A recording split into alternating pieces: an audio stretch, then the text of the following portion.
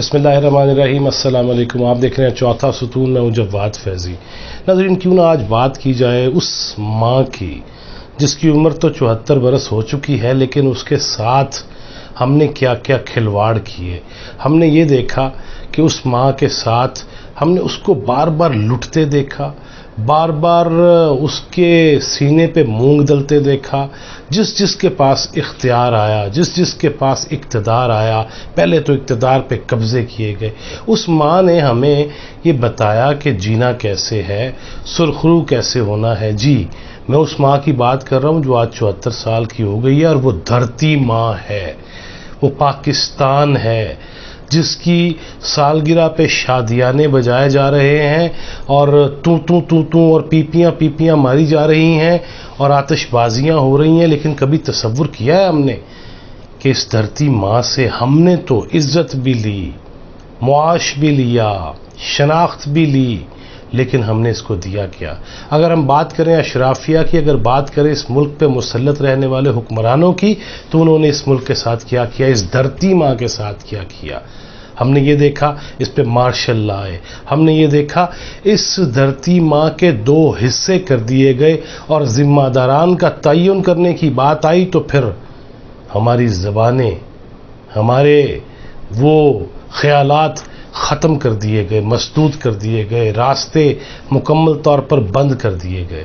اور جب 14 اگست آتا ہے، بڑے پیغامات ہر طرف سے، ہر عالم، ہر فاضل، ہر حکمران، ہر وزیر، ہر مشیر، وزیر اعظم ہو، اپوزیشن لیڈر ہو، جتنے جید صحافی ہوں، سب کے پیغامات چل رہے ہوتے ہیں۔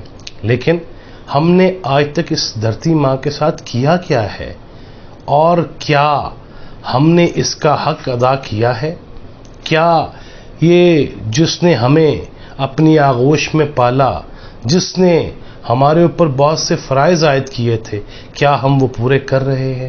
کیا اس کو لوٹا نہیں گیا؟ کیا اس کے وسائل پہ قابض نہیں ہوا گیا؟ کیا اس کی جو رونقیں تھیں وہ ماند نہیں کی گئیں؟ کراچی کے اندر کیا صورتحال رہی؟ کیا اس ملک کے اندر اس دھرتی ماں کے اوپر کیا کلاشنکوف کے سائے نہیں لہرائے گئے؟ کیا قتل و غارت نہیں ہوئی؟ وہ دھرتی ماں جس کو حاصل کرنے کے لیے نعرہ لگا تھا کہ پاکستان کا مطلب کیا، لا الہ الا اللہ، لیکن وہاں کیا ہے؟ وہاں تفرقہ بازی ہے، وہاں نفوس قدسیہ کی توہین ہے، وہاں ایک دوسرے کی پگڑی اچھالنا ہے، وہاں ایک امام کے پیچھے نماز تک پڑھنے کے ہم روادار نہیں ہیں۔ ہم نے اس ملک کو کیا دیا؟ ہم کس بات کی خوشی منا رہے ہیں؟ کس بات کے خیالات کا اظہار کر رہے ہیں؟ اور میں دیکھ رہا تھا وزیر اعظم عمران خان کا نوجوانوں کے نام پیغام کہ سبق پھر پڑھ، صداقت کا، عدالت کا، شجاعت کا، لیا جائے گا تجھ سے کام دنیا کی امامت کا۔ حضرت اقبال کا یہ شعر انہوں نے ٹویٹ کیا، قوم کے نوجوانوں کے نام خاص پیغام ہے جی، انہوں نے ٹویٹ میں لکھا ہے کہ یہ چیزیں ہمارے لیے، ہمارے مستقبل کے لیے بڑی اہم ہے، اور نوجوان ان 3 خصوصیات کے حامل ہونے چاہیے۔ کون سی صداقت، کون سی صداقت، اور کون سی عدالت اور شجاعت کتنے آج کل؟ میں تو ڈھونڈ رہا ہوں تینوں کو۔ یہاں صداقت کی بات کر لی جائے تو سچ بولنے پہ وہی عدالت گھیر لیتی ہے، اور شجاعت والے جو ہے نا، جو شجاع ہے، وہ بولنے تک نہیں دیتے، وہ کسکنے نہیں دیتے۔ سچ بولا جائے گا تو پھر حامد میر کدھر جائے گا، عمران شفقت کدھر جائے گا، رضوان رضی کدھر جائے گا، دیگر دوست کدھر جائیں گے؟ سچ بولنے کی بات کریں نا، صداقت کا سبق پڑھنا چاہیے۔ سچ بولنے دیا جا رہا ہے۔ عدالت کا وہ حال ہے، عدالت کے وہ پچھلے دنوں ایک ایم این اے کہہ رہے تھے نا کہ جس نے چیف جسٹس آف پاکستان بننا ہے وہ انصاف کا متلاشی، جس نے اسلام آباد ہائی کورٹ کا چیف جسٹس بننا تھا وہ انصاف کا متلاشی، وہ خط لکھ رہا ہے چیف جسٹس آف پاکستان کو۔ کون سا انصاف کس عدالت سے ملے گا؟ ہاں یہ ہوگا ہم سچ بولیں، اس کے بعد پھر شجاعت والے آ جائیں اور وہ پھر ہمیں عدالت تک لے جائیں اگر ان کی مرضی ہوگی، ورنہ غائب کر دیں گے، ورنہ جہاں دل کرے گا رکھیں گے، اور غائب بھی رکھ سکتے ہیں۔ شجاعت جو ہوئی ان کے پاس، تمغہ شجاعت تو ان کے پاس ہے نا، ساڑھے کو تک بھی نہیں گا۔ صداقت ایسی ہو، صداقت علی عباسی ہو گئے ایسی بھی، ہماری صداقت کدھر گئی؟ ہم تو صادق و امین نہیں ہے نا سرٹیفائڈ عدالت سے، وہ تو خان صاحب ہیں، وہ ابھی تک فارن فنڈنگ کیس کا فیصلہ ہی نہیں ہو پا رہا، رکوایا جاتا ہے حکومتی لیول پہ کہ اس کو ابھی روکا جائے، اس پہ ابھی باتیں نہ کی جائیں، اس کی ابھی سماعت نہ ہو، یہ چیز عوام تک نہ جائے۔ یہ صداقت ہے ہمارے ملک کی۔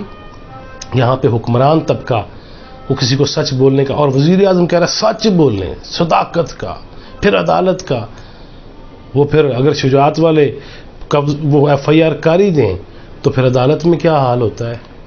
کیا اس ملک کی عدالتوں کے نظام کا نہیں پتہ جناب عمران خان کو؟